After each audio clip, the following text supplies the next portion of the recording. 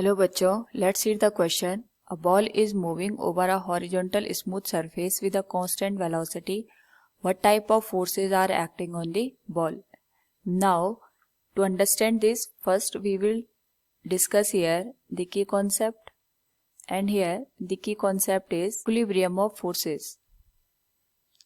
Now, अगर हम बात करें यहाँ पे हमारे पास एक बॉल गिवन है which is moving on a smooth surface with constant velocity. So suppose हमारे पास ये बॉल हो गई, यहाँ पे हमारे पास स्मूथ सरफेस गिवन है, तो इसका मतलब ये हो गया यहाँ पे जो फ्रिक्शनल फोर्स है we will consider it 0. Now अगर हम बात करें यहाँ पे it is moving in a direction with constant velocity, ये हमारे पास एक कांस्टेंट वेलोसिटी के साथ मूव कर रहा है, तो इसका मतलब ये हो गया इस पर्टिकुलर केस में हमारे पास जो वेलोसिटी है इट इज नॉट चेंजिंग.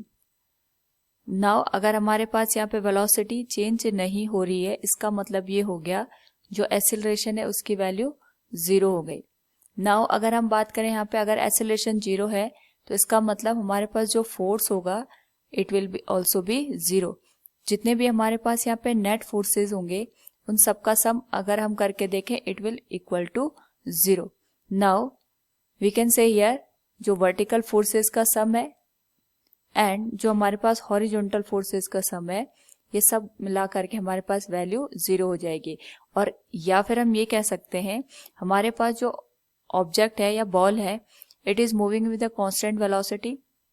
इस पर्टिकुलर केस में इस पे जितने भी फोर्सेज यहाँ पे लग रहे हैं उन सबका सम अगर 0 है वी कैन से हियर कि यहाँ पे जितने भी फोर्सेज हैं वो सारे के सारे इक्विलिब्रियम की कंडीशन में है.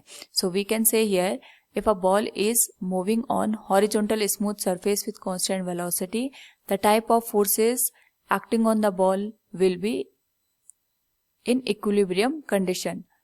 Hope all you understood it. Thank you and best of luck.